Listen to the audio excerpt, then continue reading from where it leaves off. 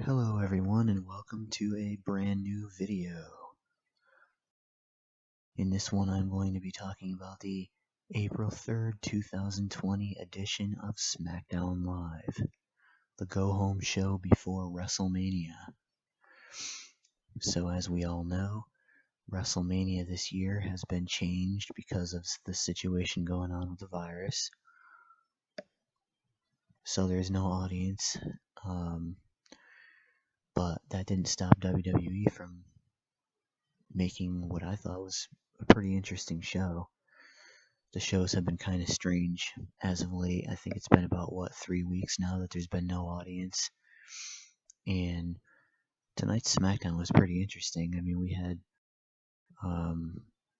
a few matches that were done in the arena. First off, things started off with the triple threat title match that's going to be happening at WrestleMania. The teams all fought each other, not in an official match, but I found it kind of interesting because they started it up as like the Miz TV thing, and the other two teams came out first, and I thought the other team was just going to be John Morrison because I heard some rumor about supposedly the Miz was sick, so he wasn't going to be able to compete in the match.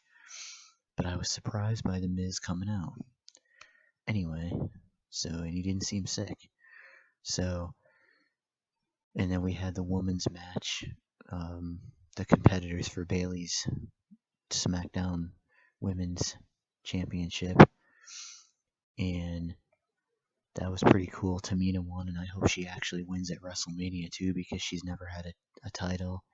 I'm also rooting for Braun Strowman to defeat Goldberg, because he's been announced as Roman Reigns' opponent, which I fully respect Roman Reigns' decision to back out, because I heard a rumor that he did it because he has had the leukemia, so his immune system's compromised, so for the safety of himself, so he doesn't catch the virus, he opted out, which props to Roman, much respect.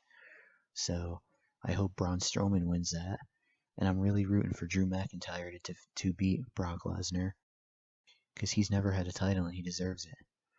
But the talk of the episode of SmackDown tonight was the segment to do with John Cena and The Fiend. Now, as everyone knows, WrestleMania has been announced for a 2-night, too big for one night. I'm not sure which night their match is going to be, if it's going to be tomorrow night or Sunday night, but it's sure to be a good one because it's going to be a Firefly Funhouse match. And tonight we had John Cena talking about not being afraid of The Fiend and being intimidating with his ruthless aggression. Kind of reminded me of that clip they always show with Kurt Angle and him from years ago. But we had, the show ended on a very interesting thing happened with the puppets of the Firefly Funhouse appearing over the barricade where the audience would normally be, and kind of trying to freak out John Cena, playing mind games with him. But one of the most interesting things was the fact that the Fiend appeared up on the high rise that King Corbin had previously thrown Elias off of, and John Cena was looking at him, and then seconds later you heard "Let Me In," and he turned around and it was the Firefly Funhouse Bray Wyatt. So that brings to light two possible theories that could be going on here.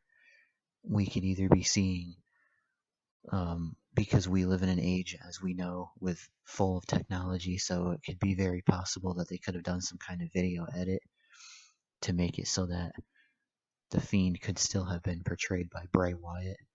But I think most theorists are going to go for this one, that someone else was behind the Fiend's mask, and it was not Bray Wyatt because of how fast he did appear. But then again, they didn't show them at the same time, Bray and the Fiend.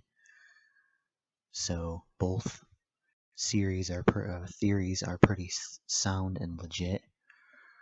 But I can't wait. I don't have the network or anything like that, and I don't really want to pay for it. I know I'm kind of cheap, but I want to wait for it to come out on DVD, and I cannot wait for that match and for the Boneyard match between AJ Styles and The Undertaker. I think they're both going to be interesting.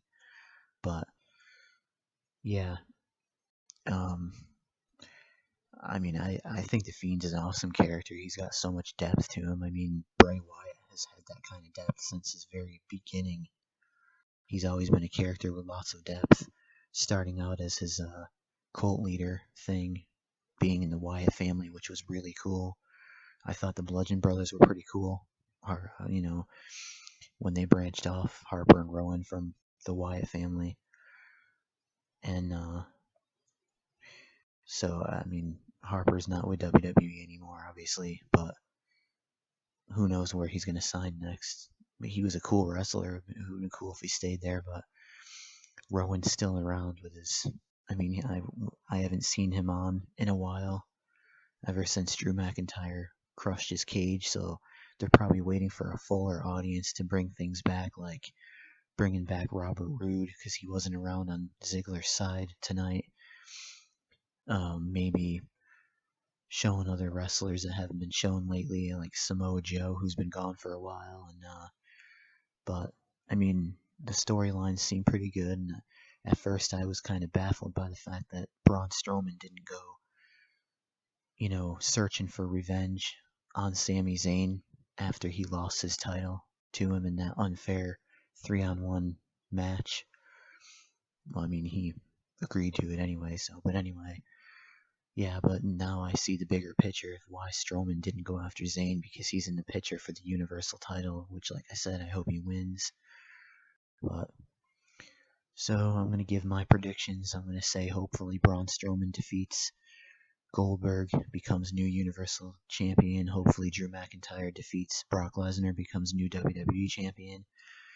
I'm thinking the Kabuki Warriors are probably going to retain against Alexa Bliss and Nikki Cross. I'm thinking Rhea Ripley's probably going to lose to Charlotte Flair, unfortunately, even though a lot of people don't like Charlotte Flair because they think she's got a advantage because of who her father is, being Ric Flair and all. And I think Becky Lynch is going to lose her title to Shayna Baszler, only because, this was another rumor that was going on.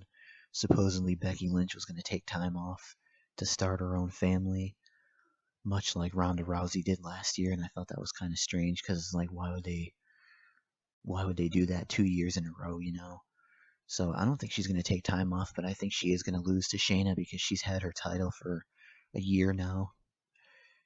She first won the Raw Women's Championship along with the SmackDown at last year's WrestleMania when she became Becky Two Belts, and they showed that clip again because they were showing old clips, and that might become the entire show for a while after WrestleMania. I heard, if a rumor that I heard is true about, the state that their performance center is in, doing one of them shutdown things where they, stay at home order, that they might actually shut down the performance center.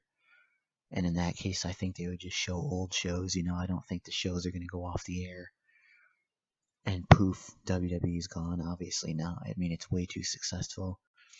But I mean, if that does happen, it's going to suck. But I mean, I can understand with the situation going on if we have to deal with that for a temporary little time. I hope not too long, and I hope things get back to normal before long. But I'm hoping that they keep it like it is, at least until things get back to normal, because even though there's no audience, like I said, it's still pretty interesting. And I can't wait to get WrestleMania 36 on DVD, because this Firefly Funhouse episode is shaping up to be so freaking awesome. I mean, match. And a couple of other things about Bray Wyatt I've seen online is that the clip where when he went against Randy Orton in the, what was it called, the House of Horrors match or something. There's I don't know what you'd call it, like a whistle or something in the beginning of that match that sounds just like the noise that is made now when the Fiend comes out. So it could have been like a little, what do you call that, foretelling of the Fiend's possible coming out. Like he was going to debut in the future. And there was another thing about Bray Wyatt talking about a man in the woods in one of his scary story promos there. So, he could have always had all those ideas in his mind. Like I said, Bray Wyatt, the Fiend, he's one of the most interesting characters and definitely one of the creepiest to set foot in the ring since The Undertaker himself. There's been other characters like the Boogeyman and like Finn Balor. They're not really that creepy, but Kane is basically the next best after The Undertaker. He's cool.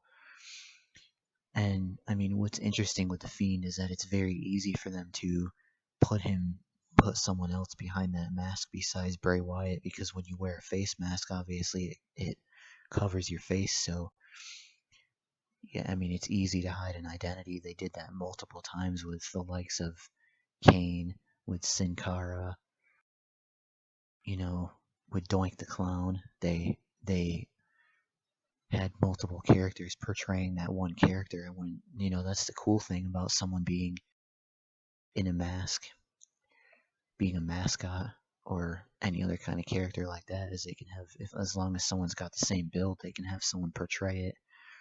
They can probably even make a fake tattoo where you see that part on Bray Wyatt's chest below his neck and above his tank top where he has the part of the tattoo. You can see they can replicate that on someone else as long as they get someone with a similar build as Bray and give him the same hairdo and the same pants and shoes and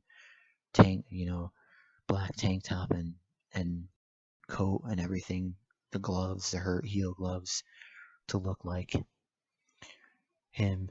It would be easy to replicate him. I've even heard a rumor that they were talking about getting rid of the Funhouse Bray Wyatt. I don't think that'd be a good idea, but hopefully that's not true. But we'll have to see what it has in store, like I said. But I just wanted to give my thoughts on a few things and how cool I thought that ending of SmackDown was. And yeah, I look forward to seeing WrestleMania on DVD. So I'm going to sign off for this video. Hope you had fun listening, and goodbye till the next one.